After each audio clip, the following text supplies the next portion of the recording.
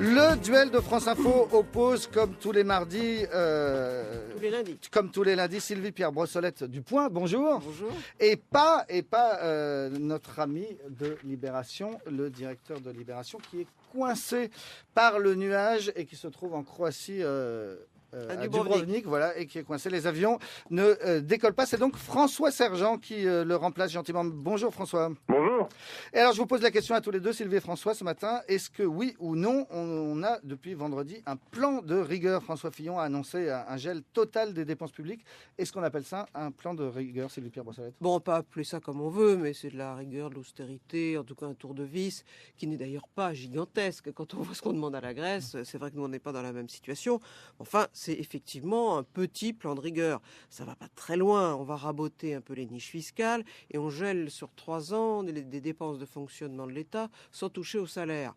Bon, ça sera peut-être désagréable pour quelques personnes qui n'auront pas les subventions attendues ou les ordinateurs changés à temps, mais ça n'est pas gigantesque. Simplement, c'est un signe dans la bonne direction donné à Bruxelles. On s'était engagé au début de l'année à donner des signes. Il se trouve que la crise générale fait que ça rend les choses encore plus nécessaires vis-à-vis des marchés. Et je ne comprends pas cette pusillanimité de tous les ministres, parce que tout le monde, les autres personnes reconnaissent que c'est de la rigueur et que c'est pas si mal.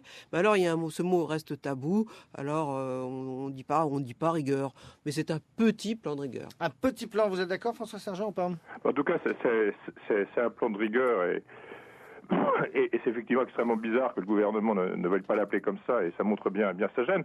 Je ne suis pas si certain que ce soit un petit plan de rigueur. D'abord, c'est quand même sur 3 ans, cet engagement de l'État de bloquer ses dépenses. Ça peut, à mon sens, on n'a pas fini, puisque vous, Sylvie, parlez à juste titre de la Grèce, puisque la peur de la France, c'est que sa note soit dégradée par ces fameuses agences de notation et que donc ce soit beaucoup plus cher de refinancer. On a bien vu ce week-end ce qui pouvait se passer. Et donc là, actuellement, quand le déficit de la France est quand même 8%, normalement Maastricht, bon, tout le monde a oublié ça, c'est 3%, et on est dans un premier pas. En plus, on le voit bien là, pour le sommet social qui a lieu aujourd'hui à l'Élysée, il y a quand même déjà certaines mesures qui vont être supprimées, notamment des aides qui avaient été accordées aux plus pauvres des ménages, des aides de rentrée, des aides à la consommation de 150 euros. C'est pas des sommes énormes, mais ça concerne énormément de personnes. Et ça, apparemment, le gouvernement veut les supprimer. Et donc, ça va pas être uniquement ne pas changer les ordinateurs dans les classes, malheureusement. Ce sommet social, Sylvie Pierre Brossolette, c'est important aujourd'hui? Écoutez, ça paraît presque décalé et dérisoire par rapport aux énormes problèmes qu'a connu la zone euro. Il va peut-être encore en connaître. On n'est pas forcément sorti d'affaires. Mais bon, c'est évidemment important pour les gens concernés. Laurent Wauquiez avait quand même signé un accord pour les fins de droit qui était important il y a 15 jours. Il y a beaucoup de gens concernés par la suite de la crise et le chômage qui continue de progresser. Donc, évidemment, Nicolas Sarkozy va devoir rassurer le maximum de gens, mais effectivement, à budget encore plus limité, l'exercice devient très difficile. Et je ne sais pas ce qu'il va pouvoir promettre de plus. Il va plutôt, effectivement, sans doute, en rabattre sur les espérances de ses interlocuteurs, qui en même temps ont dans le fond de la tête la réforme des retraites.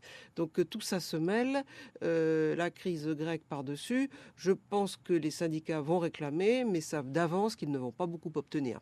Alors, ce qu'on peut remarquer, François Sergent, c'est que c'est François Fillon, le Premier ministre, qui a annoncé ce gel des dépenses publiques jeudi, et par un simple communiqué. On est loin de la façon ancienne de communiquer du pouvoir exécutif. Il n'y a pas encore si longtemps, ça aurait été Nicolas Sarkozy, et ça n'aurait pas été par un communiqué? Oui, on peut penser que le président a un petit peu manqué de courage. Il y a souvent l'expression Sarkozy est à la manœuvre. Alors on a l'impression qu'il est à la manœuvre un peu tout le temps, mais quand c'est des décisions difficiles et délicates, il envoie ce pauvre François Fillon. Mais malgré tout, c'est lui qui sera quand même un jour ou l'autre exposé, ne serait-ce qu'aux élections présidentielles.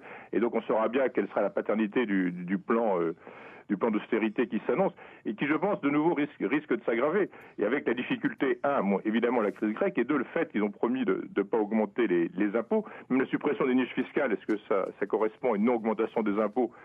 Espérons. Et il y aura toujours ce fameux bouclier fiscal. Ça va être toujours très difficile de dire aux infirmières, aux profs, serrez-vous la ceinture. Augmentons peut-être même pour vous la CSG ou certaines contributions sociales et ne pas toucher au plus haut salaire. C'est symboliquement intenable. Non, mais justement, là, les niches fiscales, vous en parliez, c'est 5 milliards sur 3 ans par rapport au déficit et aux dettes énormes de la France. C'est une goutte d'eau, donc c'est plus symbolique qu'autre chose. Et voilà, ça va dans le bon sens. Mais maintenant, c'est élevé sur cette question d'avoir envoyé François Fillon en première ligne. Ce qui est le plus frappant, c'est que, en fait, tous les fondamentaux, comme on dit maintenant, du sarkozysme sont en train de tomber les uns après les autres. Il avait toujours dit qu'il fallait jamais faire une politique anticyclique. Enfin, je veux dire que quand il y avait la crise déjà en France, il fallait pas en rajouter avec de l'austérité. Eh bien, ce dogme-là est en train de tomber après un autre dogme qui est le bouclier fiscal, parce qu'il a quand même dit qu'il y aurait des mesures spécifiques qui toucheraient tout le monde, donc les plus riches, donc hors bouclier. Là aussi, c'est encore un coup de canif à ces dogmes. Et François Fillon, lui, retrouve son rôle favori. Il avait quand même annoncé que la France était en faillite. Lui, il est très à l'aise dans ce rôle de père la rigueur, une sorte de bar sarkozyste. Lui, ça ne le gêne pas. Mais c'est vrai que pour Nicolas Sarkozy, qui en avait fait vraiment une théorie d'être au contraire généreux au moment de la crise, il est beaucoup plus en porte-à-faux. Merci beaucoup à tous les deux. François Sergent de Libération, qui remplaçait donc Laurent Geoffrin, coincé par le nuage à Dubrovnik en Croatie. Donc vous pouvez commencer la conférence sans lui, hein, François Sergent, à Libération.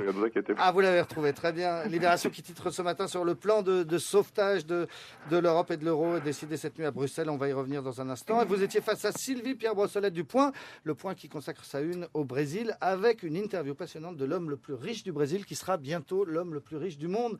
Peut-être si on trouve autant de pétrole que l'on l'espère là-bas, à lire dans Le Point. Donc.